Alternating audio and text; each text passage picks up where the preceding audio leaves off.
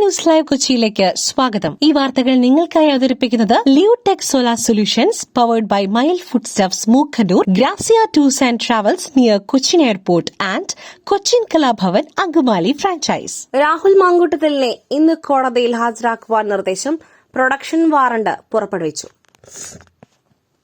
മൂന്നാമത്തെ ബലാത്സംഗ കേസിൽ റിമാൻഡിലായ രാഹുൽ മാങ്കൂട്ടത്തിൽ MLA ഇന്ന് കോടതിയിൽ ഹാജരാക്കുവാൻ പോലീസിന് നിർദ്ദേശം. Thiruvalla judicial first class magistrate കോടതി പ്രൊഡക്ഷൻ വാറണ്ട് പുറപ്പെടുവിച്ചു. കോടതിയിൽ ഹാജരാക്കിയ ശേഷം രാഹുലിന്റെ കസ്റ്റഡി അപേക്ഷയിൽ തീരുമാനമെടുക്കും. പോലീസ് റിപ്പോർട്ട് കിട്ടിയ ശേഷം മാത്രമായിരിക്കും ജാമ്യ ഹർജി പരിഗണിക്കുക. 7 ദിവസം കസ്റ്റഡിയിൽ വേണമെന്നാണ് അന്വേഷണ സംഘത്തിന്റെ ആവശ്യം. ബലാത്സംഗ കേസിൽ രാഹുൽ മാങ്കൂട്ടത്തിലിനെ കസ്റ്റഡിയിൽ ആവശ്യപ്പെട്ടുള്ള SITയുടെ അപേക്ഷ ഉച്ചയ്ക്ക് ശേഷം പരിഗണിച്ച ശേഷമാണ് Thiruvalla judicial first class magistrate കോടതി പ്രൊഡക്ഷൻ വാറണ്ട് ഇഷ്യൂ ചെയ്തത്. പത്തനംതിട്ട കോടതിയിൽ നിന്നും കേസ് സംബന്ധിച്ചുള്ള ഫയൽ ഇന്നലെ രാവിലെ എത്താത്തതിനെ തുടർന്നാണ് ഉച്ചയ്ക്ക് ശേഷം പരിഗണിക്കുവാൻ മാറ്റിയത്. ജോസ് കെ മാണി LDFൽ സജീവം. ഊഹാപോഹങ്ങൾക്ക് സാഹചര്യം ഇല്ല MA ബേബി. ജോസ് കെ മാണി LDFൽ സജീവമാണെന്നും ഊഹാപോഹങ്ങൾക്ക് സാഹചര്യം ഇല്ലെന്നും CPIM general secretary MA Baby. ഉത്തരേന്ത്യയിലെ ക്രിസ്ത്യൻ പള്ളികൾക്കെതിരായ ആക്രമണങ്ങളിൽ ഒന്നിച്ചുള്ള പ്രതിഷേധത്തിന് കേരള കോൺഗ്രസുമുണ്ട്.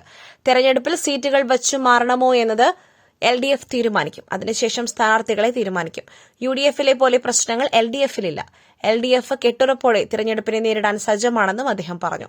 ഇന്ന് മുഖ്യമന്ത്രിയുടെ പ്രതിഷേധ സമരത്തിൽ ജോസ് കെ മാണി പങ്കെടുക്കാതിരുന്നതിനെക്കുറിച്ചുള്ള ചോദ്യത്തിലാണ് ജോസ് കെ മാണി LDFൽ തുടരുമെന്നും LDFനൊപ്പം ആണെന്നും MA ബേബി ആവർത്തിച്ചത്. അതിനിടെ കേന്ദ്ര സർക്കാർ നയങ്ങൾക്കെതിരെ മുഖ്യമന്ത്രിയുടെ നേതൃത്വത്തിൽ നടന്ന സമരത്തിൽ ജോസ് കെ മാണി പങ്കെടുക്കാതിരുന്നത് വിദേശത്തായതിനാലെന്ന് കേരള കോൺഗ്രസ് പ്രതികരിച്ചു. ഇക്കാര്യം LDFനെ അറിയിച്ചതാണ്. മന്ത്രിയും MLAമാരും പങ്കെടുത്തു. വാർത്തകൾ കേരള കോൺഗ്രസ് എമ്മിന് കരിവാരിത്തേക്കാനാണെന്നും കേരള കോൺഗ്രസ് പ്രതികരിച്ചു. കേരള VC ഡോക്ടർ മോഹനൻ കുന്നുമലിന് തിരിച്ചടി. ഡോക്ടർ KS അനിൽകുമാറിനെതിരെ പുറപ്പെടുവിച്ച ഉത്തരവുകൾക്ക് സ്റ്റേ. കേരള സർവകലാശാല വൈസ് ചാൻസലർ മോഹനൻ കുന്നുമലിന് തിരിച്ചടി. മുൻ രജിസ്ട്രാർ ഡോക്ടർ KS അനിൽകുമാറിനെതിരെ പുറപ്പെടുവിച്ച ഉത്തരവുകൾ ഹൈക്കോടതി സ്റ്റേ ചെയ്തു. കേരള സർവകലാശാല VC രജിസ്ട്രാർ പോര് ഏറെ ചർച്ചയായിരുന്നു.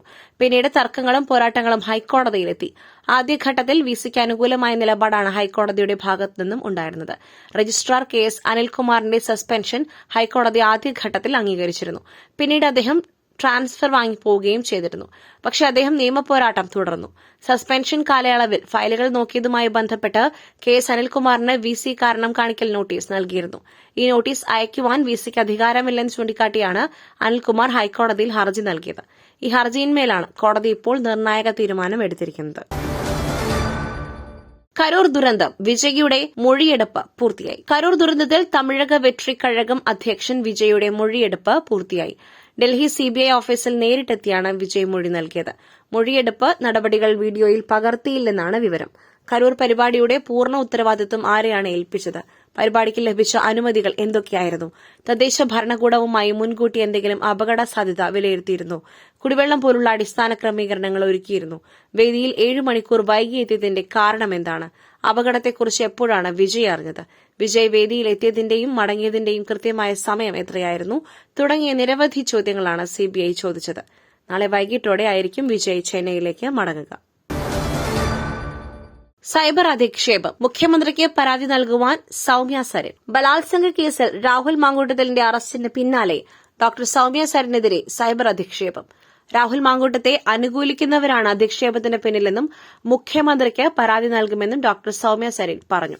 രാഹുൽ മാങ്കൂട്ടത്തിൽ അറസ്റ്റിലായതിന് പിന്നാലെ താൻ നേരിടുന്ന സൈബർ ആക്രമണത്തെക്കുറിച്ച് ഡോക്ടർ സൌമ്യ സരൻ ഒരു ഫേസ്ബുക്ക് പോസ്റ്റ് പങ്കുവച്ചിരുന്നു. രാഹുലിനെതിരെ പരാതി നൽകിയ യുവതി സൌമ്യ സരൻ ആണെന്ന തരത്തിൽ രാഹുൽ അനുകൂല ഫേസ്ബുക്ക് അക്കൌണ്ടുകളിൽ നിന്നുമുണ്ടായ പോസ്റ്റുകളുടെയും സരിന്റെ വാട്സാപ്പിലേക്ക് അയച്ച സഭ്യമല്ലാത്ത മെസ്സേജുകളുടെയും സ്ക്രീൻഷോട്ട് അടക്കം പങ്കുവച്ചായിരുന്നു Soumya സരിന്റെ Facebook post.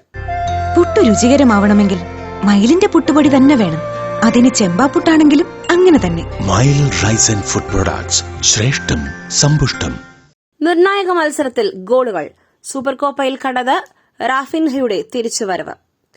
Spanish super Copa ഫൈനലിൽ റയൽ മാഡ്രിഡിനെതിരെ എണ്ണം പറഞ്ഞ 2 ഗോളുകൾ കൊണ്ട് ബ്രസീലിയൻ താരം റാഫിൻഹ തന്റെ തിരിച്ചുവരവ് അടയാളപ്പെടുത്തി. ഇതോടെ തുടർച്ചയായ 2 വർഷം സൂപ്പർ കോപ്പ ട്രോഫി നേടുവാൻ ടീമിനെ സഹായിച്ച താരങ്ങളിൽ റാഫിൻഹയുടെ പേരും അടയാളപ്പെടുത്തപ്പെട്ടു. ബ്രസീൽ താരത്തെ സംബന്ധിച്ചിടത്തോളം ഈ സീസൺ വളരെ നന്നായി ആരംഭിക്കുവാൻ കഴിഞ്ഞിരുന്നില്ല. പക്ഷേ സൂപ്പർ കോപ്പ ഫൈനലിലെ അദ്ദേഹത്തിന്റെ പ്രകടനം ഏറെ ശ്രദ്ധിക്കപ്പെട്ടു. ലാലിഗയിലെ ആദ്യ റൌണ്ട് മത്സരങ്ങളിൽ മര്യാദയ്ക്കൊരു ഷൂട്ട് പോലും എടുക്കുവാൻ കഴിയാതിരുന്ന താരത്തിനെ പരിക്കുകളും അലട്ടിയിരുന്നു.